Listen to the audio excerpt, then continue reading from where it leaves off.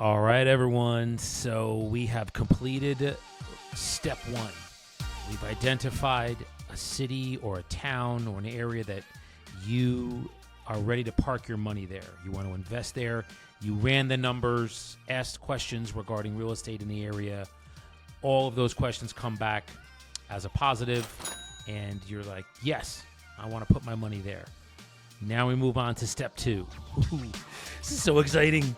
Step two, I want to go to the area myself. So if it's an area where it's within driving distance, I'll take a day. Usually it's a Saturday or a Sunday, and I want to see the area itself. What's going on? What's happening on a Saturday? I want to check out the downtown. I want to look and see what's happening with restaurants and supermarkets, and are there do you see a lot of families, children, things of that nature? So again, spend a day there. Maybe even you can even spend an overnight, and see it. Maybe what's a good idea is to go a Sunday to Monday, so you can see a weekend and a weekday. That's always a good idea for me. So yeah, again, spend some time there, eat there. How's the restaurants? Look for the areas, because usually every city or town will have it. An area where there's a downtown, an area where it's a little more suburban and spread out. And then what you'll find is areas where the rents are higher, and you'll find areas where the rents are lower. I would suggest talking to locals. You're driving or you're taking a walk and you're checking out the downtown, or maybe the historic district, whatever's going on, and you see some locals. Ask them questions.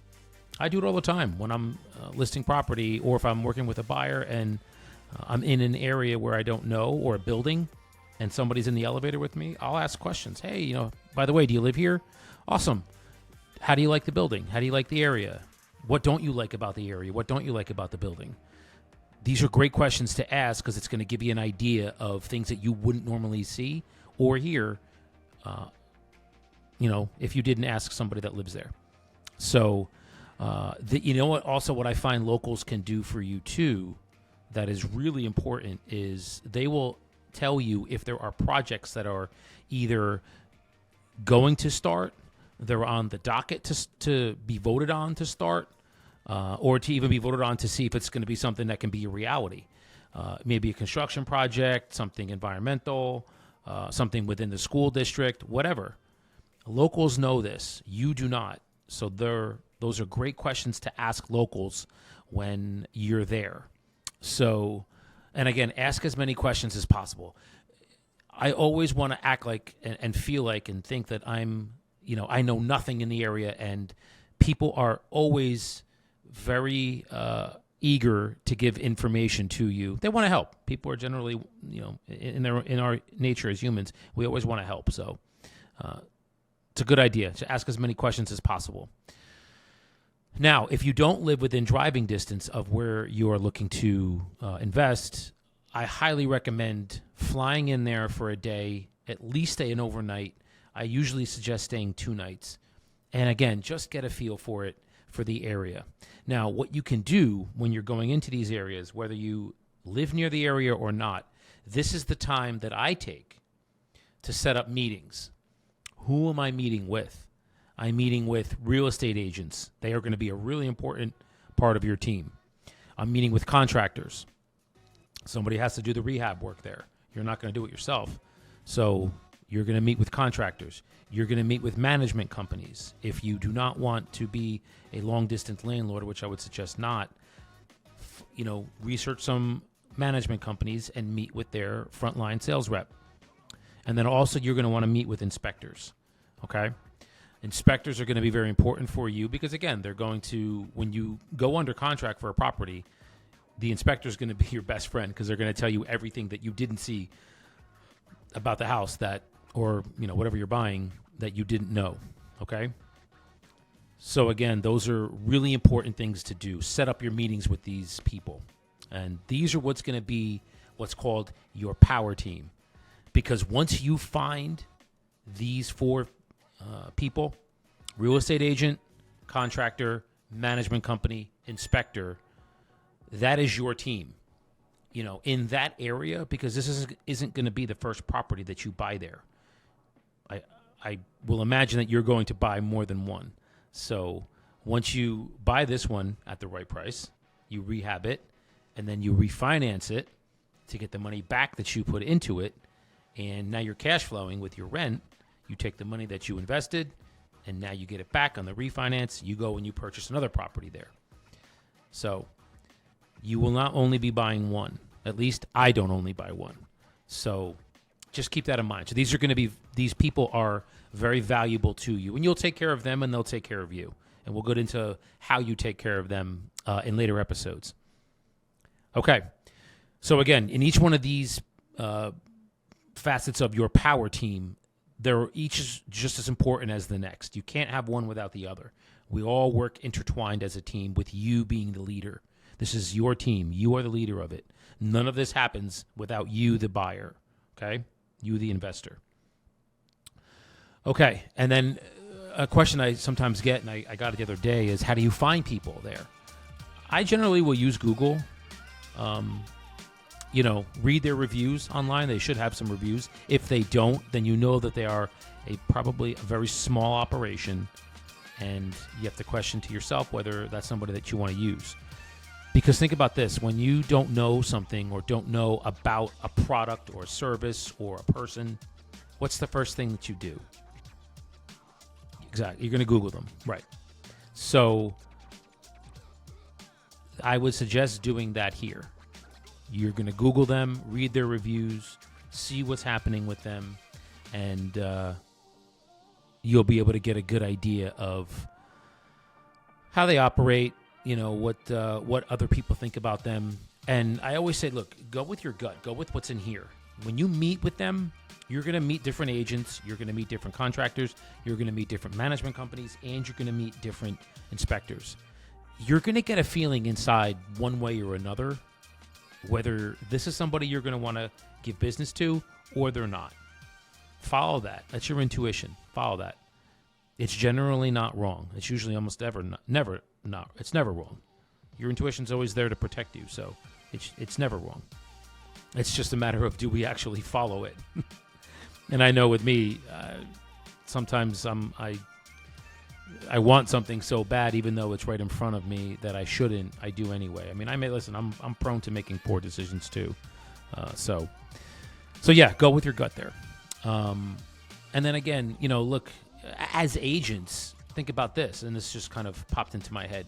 When we're calling expirers or for sale by owners, or people that were listed and they don't know who you are. You're calling them to get their listing, to serve them and help them. And maybe you set up a follow-up call, or you set up an appointment, but usually it's a follow-up call. You hang up with them after you set that up. What is the first thing that person's going to do? They're going to Google you. That's exactly what they're going to do. They're Googling you. They're Googling you. At least I do.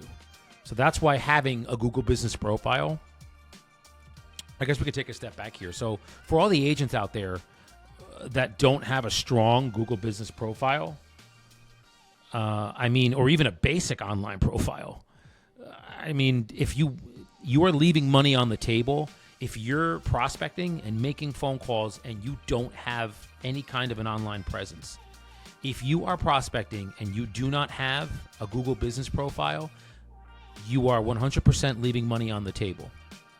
I will say that again. If you are prospecting, making phone calls, and you do not have a business profile online, whether it's Google or another platform, you are leaving money on the table.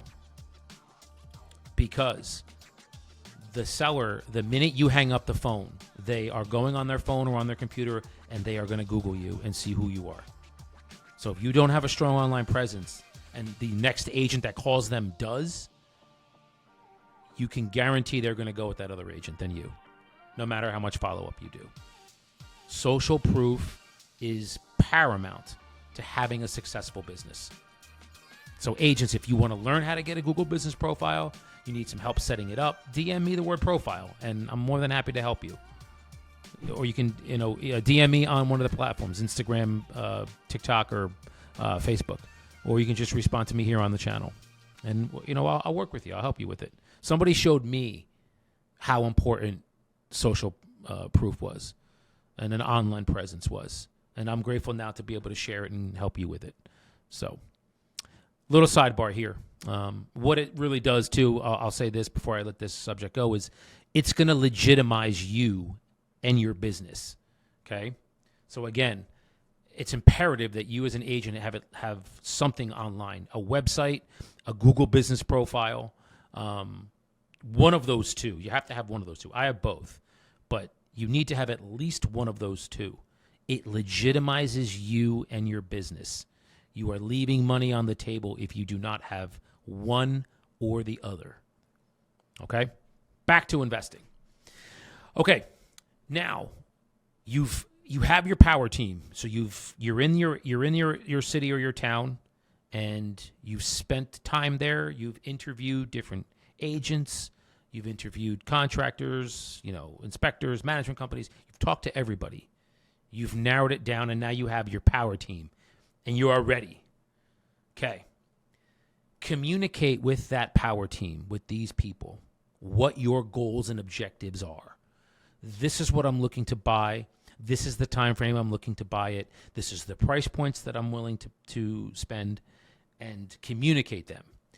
All right. Again, what type of property you're interested in, what price points that you're going to be interested in what part of town that you are looking to purchase in, and then the level of rehab for your contractor, the level of rehab needed, okay? And then also, again, time frames from start to finish. This is what I'm willing to work with. Your power team needs to know that. Now, make sure you're all on the same page. What your goals and objectives are and your expectations are something that each one of these members of your power team can meet. Sometimes you may have an expectation or an objective that one of those power team members can't meet. It may just be something that they can't do. Maybe they're too busy. They don't have it, again, they're just not able to meet it. You need to know this up front. And if that's the case, you eliminate them and then you find somebody else. All right. So, yeah, this is like a well-oiled machine, okay? Between you, the leader, you're the engine that makes this car go, and every other facet is just part of that team, that car that's going to make this go, all right? So all parts of this car need to be working in conjunction with each other to ensure that there are no delays and the process can go really, really smooth, okay? So what we don't want, again, we don't want delays. And delays, they're going to come. All right, so let's say this. We want to keep our holding costs at a minimum, okay? Now, let me elaborate because holding costs are generally called carrying costs too. These are expenses that the investor, you, are going to pay when you own the property, okay? Now, there's also costs that you're working in the minute you buy the property. Now that's costing you money because it's not rented yet, and you have to do the rehab. So you have a timeline allotted between the day that you close and the day that rehab is done, and you can now put it on the market for rent or for sale if you're going to sell it. So what we don't want is if we have a 4-week timeline and you're now in week 4 and your contractor comes to you and says, hey, I'm not going to be done in time. We need another week. The communication before they drop that on you is paramount. You have to be communicating with them. So in the last week when he comes to you and says, hey, we're going to be delayed. No. We already went over that. We already talked about this. This is how we're going to figure that out. This is how we're going to fix this. We talked about it 2 weeks ago. And then you guys work through it. You don't want surprises at the end of the project.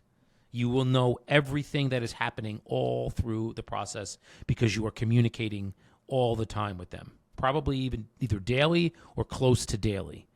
All right. So look at it if you're an agent, look at this like it's a relationship between you and your seller. Okay.